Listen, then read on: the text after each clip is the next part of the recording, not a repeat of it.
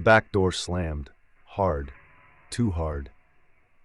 I was standing in the kitchen, frozen, a knife clenched in my hand, as the echo rattled through the small main cabin. I live out here, 3 miles from the nearest neighbor, surrounded by dense woods and the black waters of the lake. But that isolation, which I usually cherished, suddenly felt like a death sentence. Someone had been trying the back door, and now I knew they were inside. It had started just minutes earlier, a soft tap at the window.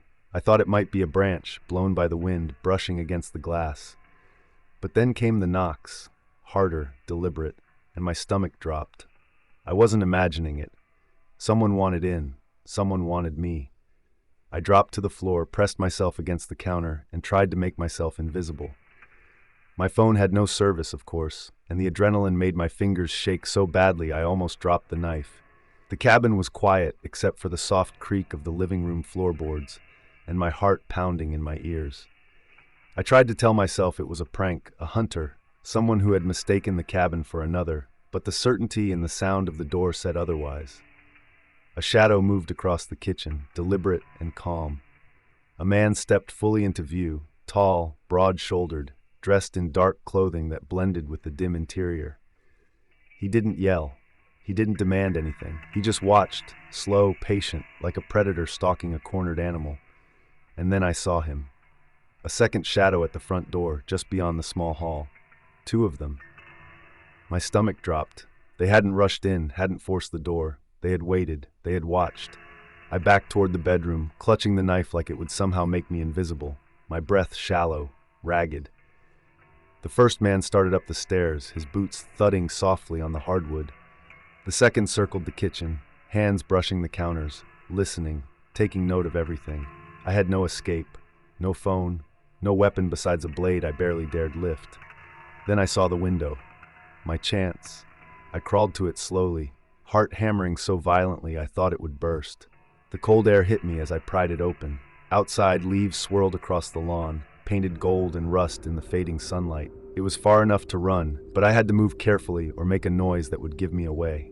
I climbed out, scraping my arms and face on branches, landing in the wet grass. My boots sank into the mud as I sprinted across the yard, every instinct screaming to keep moving. Behind me I heard shouts, not frantic, not hurried, deliberate. They weren't panicked. They had counted on this moment. I ran toward the woods, diving into the thick underbrush. Branches tore at my clothes and skin. Roots threatened to trip me, but I didn't slow. Not once. Not until I hit the edge of the road, the black asphalt glinting under the dimming sky. A car appeared in the distance, headlights cutting through the falling dusk. I waved my arms, yelling at the top of my lungs. The driver slowed, a woman's voice coming faintly from inside, asking if I needed help. I stumbled to the car, shaking so badly I could barely speak. She dialed 911 while I clutched the door, trying to stop from hyperventilating. By the time the police arrived, the intruders were gone. The back door hung slightly ajar, but nothing was taken. No fingerprints, no clues, just the evidence of their presence. The knowledge that someone had been inside my home, studying me, planning their move, and leaving only when I had given them the chance. They asked questions. How many people were in the house? Did I know them? Did I see weapons? Did I hear anything else? I told them what I knew. 2 men, dark clothing, silent until they made a move. They weren't after valuables. They were after control, fear, the knowledge that I was alone and unprotected.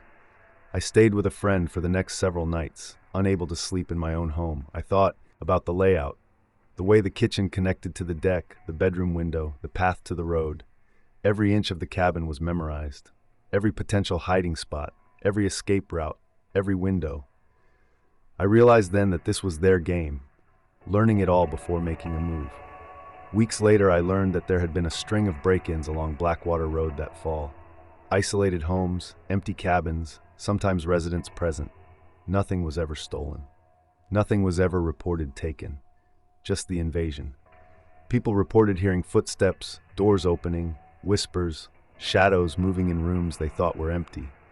And like me, they were left with the knowledge that someone had been there, patient, silent, and unseen until the moment they chose to reveal themselves. I didn't return to the cabin for months.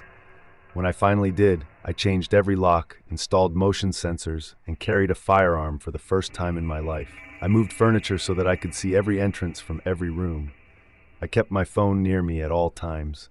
I couldn't shake the feeling that someone had marked my house that night, that it would always be on their radar. Even now, when the leaves turn gold and the wind brings that sharp, cold scent of Maine fall, I think about that night.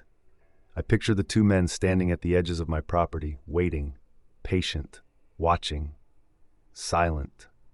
Fall is beautiful here. The lake reflects the trees in perfect color. The sunsets burn orange and red over the hills. The loons cry across the water.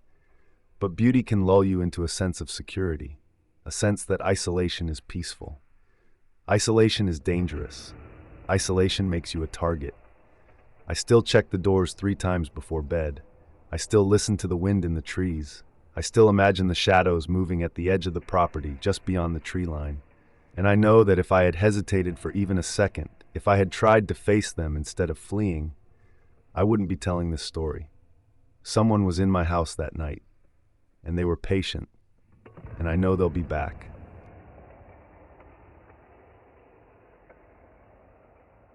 I slammed the brakes before I even fully realized what I'd seen.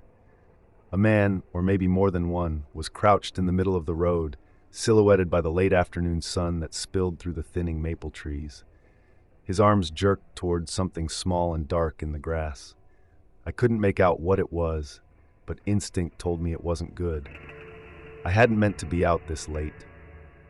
Driving back from a weekend in Brattleboro, Vermont, I took the back roads to avoid traffic, trusting the GPS and my own sense of direction.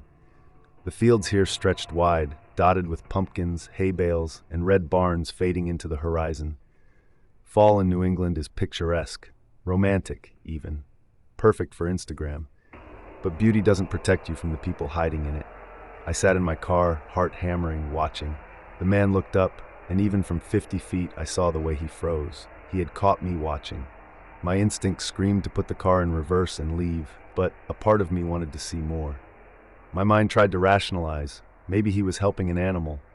Maybe he had dropped something. Anything but what I feared. Then a second figure stepped out of the trees. Taller, broader, moving slowly, deliberately. My stomach dropped. They weren't helping anyone. I fumbled with my phone. No service. Of course, a shiver ran down my spine.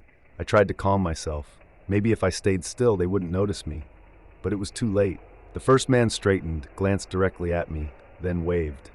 Not the friendly kind of wave, more like a signal. I pressed the accelerator, but the gravel road betrayed me. The tires skidded against the loose stones. My hands shook, and I had to grab the wheel tightly to keep the car from spinning into the ditch. "Wait, don't move," the second figure shouted, his voice low and harsh. I slammed the car into reverse and backed up blindly, trying to get a straight stretch of road. The men didn't chase immediately, but I saw the way the first one lifted something. A metal pole, maybe a pipe, like he was ready to swing. My stomach knotted, fear freezing my fingers on the wheel. Then I saw it. Between the first man's feet was a small dog, thrashing, yelping. Its collar had come loose. The thought of hurting it made my stomach turn, but worse was knowing that if I stopped, it wouldn't just be the dog at risk. I finally got enough space to pull forward again, tires spinning in the gravel. They shouted, stepped into the road, blocking me, but the road curved just beyond them. I swerved, narrowly missing the first man's extended arm, gravel spraying as I barely kept the car on the pavement. I sped past the curve, heart racing. The road narrowed again, flanked by cornfields and dense trees. I tried calling the police, still no service. Every instinct told me to keep going, to reach the town before nightfall. But I couldn't shake the image of those men, crouched like predators in the orange haze of fall. By the time I reached a small bridge over a creek, I finally saw headlights approaching from the opposite direction. Another car. I waved frantically, yelling, and the driver slowed. Relief surged. I pulled onto the shoulder and jumped out. "Please call the police." 2 men, road, middle of the road. They had a dog. I gasped, pointing down the road. The driver, a middle-aged woman, nodded sharply and fumbled for her phone. Her voice was calm, a sharp contrast to mine, as she said, "Stay in your car. Don't go back." Minutes felt like hours, but finally the distant sound of sirens reached us. 2 squad cars appeared, blue and red lights flashing against the golden fall leaves. The men were gone. Nothing but disturbed gravel and a few muddy paw prints where the dog had been struggling. The officers took my statement, scribbling down details, taking photos of the tire marks and tracks. They said they'd canvass the area, but with the woods thick and the roads so remote, the chances of catching the men seemed slim. I drove away once they gave me the go-ahead, but the images stayed. The crouching man in the middle of the road, the glint of metal in his hand, the terrified little dog. I kept replaying it, wondering if my hesitation had made it worse, if a different choice could have changed the outcome. That night in the inn, I barely slept. I kept imagining the road twisting endlessly in the moonlight, the men's shadows looming just beyond the cornfields. I kept thinking about the dog. Its yelps haunted me. I kept thinking, what else happens on roads like this when the leaves turn and the days shorten? The next morning, I drove through the same stretch, but the road was empty. No men, no dog, no sign that anything had happened at all. Just pumpkins, hay bales, and quiet fields turning gold in the sun. The kind of beauty you can't reconcile with danger. I've driven that road several times since, always during the day, always with a passenger. I never stop for strange figures, never slow down for shadows that might not belong.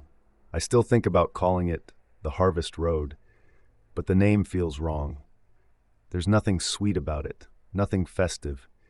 It's just a road where you can disappear, where the leaves fall around you and no one will notice until it's too late. And sometimes, when the sun is low and the wind cuts through the fields, I see a flash of something dark at the edge of the road. I imagine those men, crouched again, waiting for the next car, waiting for the next mistake. I never go that way without thinking about it. I never want to see that crouching shadow again, but I know it's there, waiting, patient, silent. Fall is beautiful, they say. I don't think they mean this part.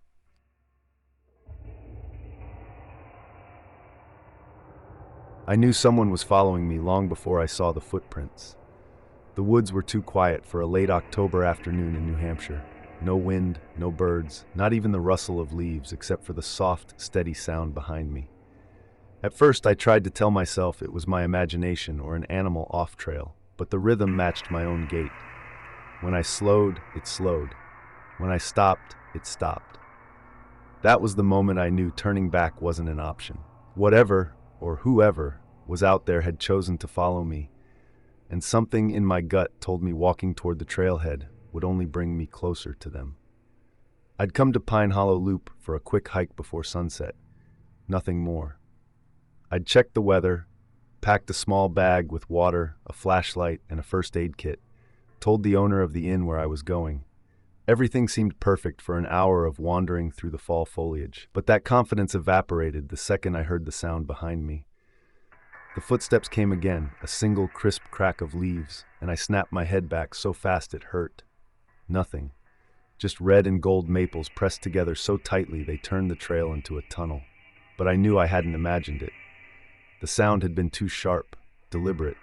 I tried to call out, voice rougher than I expected. "Hey, someone there?" Silence swallowed my words. My breath fogged in the chill, drifting away as if it didn't want to linger. I pressed forward, boots crunching on wet leaves. The trail sloped gently downhill, winding between boulders and clusters of hemlocks. Shadows stretched unnaturally, slithering across the trail like dark water. Then I saw the first footprint. Not mine. Too big. Deep heel, shallow toe. A man, probably. Fresh, edges crisp, soil damp. And it wasn't just on the trail. It was angled out of the brush, like someone had stepped back into the open, deliberately leaving a mark. I crouched and studied it. Another print overlapped it slightly, pointing back the way I came. He had been there, watching, waiting. I straightened, scanning the woods. You don't realize how many places a person can hide until you know one is hiding in plain sight. Then a branch cracked behind me, a sharp, unmistakable snap. I didn't turn. My body had already decided. I bolted forward, sprinting over slick leaves and exposed roots, ducking under low branches. My legs burned, lungs protested, but I forced myself onward. The trail forked abruptly, one path recently used, the other seemingly untouched. Without thinking, I veered left. The forest thickened immediately, branches tangling overhead, boulders appearing where none had been before. Every instinct screamed that I had stepped off the map entirely. After a few minutes, I stumbled over a hidden root and fell hard onto damp leaves, pain shooting up my knee. My heart hammered in my chest, louder than the sound of my boots on the trail. When I finally scrambled up, I froze. 3 more footprints were pressed into the mud ahead, side by side, deep and deliberate. They weren't trying to hide. They wanted me to know they had been there. Someone was pacing, keeping track of me. I swallowed hard, listening. The woods were quiet again, too quiet. The sun had dropped lower, light fading rapidly. The shadowed forest felt like a cage, branches twisting into shapes I couldn't name. My phone had no service, but even if it did, I wasn't sure I could explain what I was experiencing without sounding unhinged. I pressed on, limping now as my knee throbbed. The trail kept twisting, curving, dropping unexpectedly. Pine Hollow Loop was supposed to be a simple circle, but now every bend seemed unfamiliar, every turn disorienting. I realized too late that the first fork hadn't been the only unmarked one. I had no idea where I was. Then I saw him. He didn't approach, didn't breathe audibly. He just appeared, half hidden between 2 maples, standing perfectly still. Dark clothing, posture loose but deliberate, head tilted slightly, watching me. I froze. "Do you need something?" I called, voice small, shaking. "Nothing." That was enough. I ran, this time truly off the trail, crashing through brush, leaping over fallen logs, ignoring the mud and thorns tearing at my arms. I didn't look back, not for fear of what I'd see, but because my mind knew if I saw him, panic would paralyze me completely. Branches whipped my face, hands, legs. Each crash into the underbrush made me gasp, made my body flinch, but I didn't stop. I forced my legs to move faster, lungs burning, heartbeat thundering in my ears. I thought I heard movement behind me, steady and deliberate. Not fast, not panicked, just walking. I didn't dare look. I told myself running in random directions was safer than circling back toward him. Eventually I stumbled onto a creek, the sound of rushing water giving me a tiny measure of hope. I followed it downstream, slipping on wet rocks, mud clinging to my boots, until I recognized the old footbridge marking the edge of the real trail. I didn't pause to catch my breath. I scrambled over it, ran through the gravel parking lot, and finally collapsed into the seat of my car. Doors locked, windows up. My hands shook so hard I could barely grip the keys. I looked back toward the forest. The shadows stretched in the dimming light, empty, quiet, but I knew better. I knew he hadn't gone far. Somewhere in that maze of trees and boulders, he waited, observed. Maybe he had followed every step I took, just as he had intended. I drove without looking back, tires crunching over dead leaves. The sun disappeared entirely behind the ridge. Darkness came quickly in New England this time of year, swallowing everything except the orange glow of the dashboard. I couldn't stop thinking about the prints, the pacing, the way he had just stood there, unmoving, like a predator confident in its advantage. The next day, I went back to town to buy groceries, pretending everything was normal, but the memory clung to me. Every shadow in my peripheral vision, every crack of a branch in the wind, felt like him watching again. I never told anyone, because who would believe it? A guy following me through the woods without saying a word, disappearing as suddenly as he appeared. It sounded insane. I haven't hiked alone in fall since. I stick to the marked trails near the inn where other hikers are around and cell service actually exists. I tell myself the forest is just a forest, that the trail is safe, that the footsteps I saw were just someone else, lost or careless. But deep down, I know better. I know there's someone out there who knows how easy it is to disappear in the fall woods, who knows the sound of leaves under boots, who can track a single person without making a mistake. Every October, when the trees start turning red and gold and the air smells like damp earth, I see it again. The trail splitting, the footprints, the still figure between the maples. And every October I remind myself of the rules. Always stay on the trail. Always check the path ahead. Always watch your back. Because in the woods, someone could be following you. And you might not even notice until it's too late.